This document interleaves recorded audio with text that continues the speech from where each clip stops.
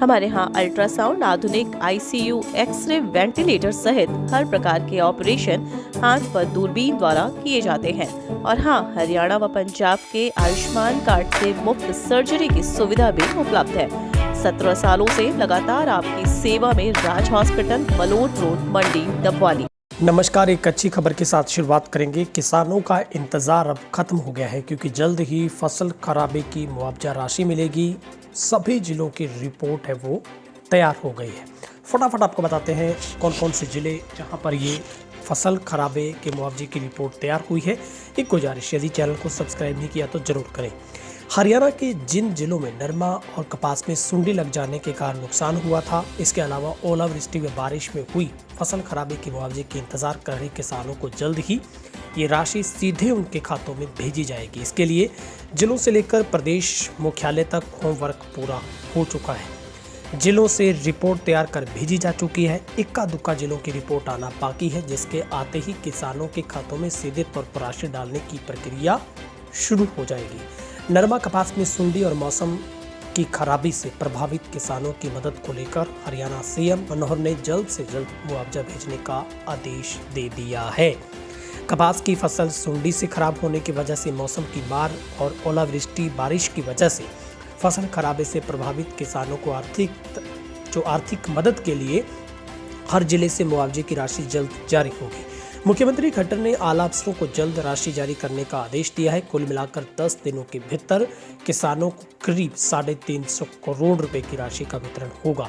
इस संबंध में हरियाणा सरकार के राजस्व विभाग की टीमों ने विभिन्न जिलों में जिला प्रशासन के साथ समन्वय स्थापित कर फसल खराबे को लेकर जांच पड़ताल व आंकलन कर लिया है। इसके बाद में रिपोर्ट तैयार कर प्रदेश मुख्यालय को भेजी जा चुकी है। अब प्रभावित किसानों को मुआवजा राशि जारी करने के लिए होमवर्क पूरा कर सीधे ही राशि डीबीटी करने की दिशा में प्रक्रिया आगे बढ़ रही है। हरियाणा के मुख्यमंत्री ने इस संबंध में आला अफसरों को ये आदेश जल्द जारी करने का जो हुक्म किया है कि हरियाणा प्रदेश के राजस्व विभाग व आपदा प्रबंधन के अतिरिक्त मुख्य सचिव पीके दास ने इसकी पुष्टि करते हुए कहा कि हमने राज्य के सभी जिलों से इस संबंध में रिपोर्ट मांगी थी, जो आ गई है। जिलों में अधिकांश फसल का खराब नरमा कपास की फसल में सुंडी लग जाने के कारण हुआ है। इसके अलावा कई जिलों में ओलावृष्टि, भारी बारिश, हवा की वजह से नुकसान हुआ था। प्रदेश में 3.5 लाख एकड़ भूमि फसल खराब हुई है। एसीएस दास ने साफ किया है कि किसानों को दिए जाने वाली मुआवजे की राशि डीबीटी के जरिए सीधे उनके खातों को भेजी जाएगी। इसके लिए जिला प्रशासन पीड़ित किसानों के खाता नंबर और उनके कागजात की वेरिफिकेशन का काम जल्द से जल्द निपटाने में लगा है। बताया जा रहा है कि हरियाणा प्रदेश में 3.5 लाख एकड़ भूमि में फसल खराब हुई है। इसी क्रम में बात करें तो सबसे ज़्यादा प्रभावित जिलों के अंदर भिवानी है। यहाँ 2 लाख एकड़ से ज़्यादा जमीन में नुकसान हुआ है। इसमें 97,000 एकड़ लगभग कपास वाला इलाका है। 98,000 के लगभग मूंग है। एकताल 411 एकड़ बाजरा है। सबसे कम 5 एकड़ में गन्ने का क्षेत्र बताया गया है। इसी तरह से जिला रोहतक में 1 लाख एकड़ के आसपास एकड़ जमीन पर फसल खराब हुई है, जिससे मुख्य तौर पर बाजरा और गन्ना मूंग की खराबी हुई है। सोनीपत में 12,000 एकड़ में फसल खराब हुई है। सीधी यहाँ पर धान, कपास, बाजरा, मूंग और गन्ने की फसलें शामिल है।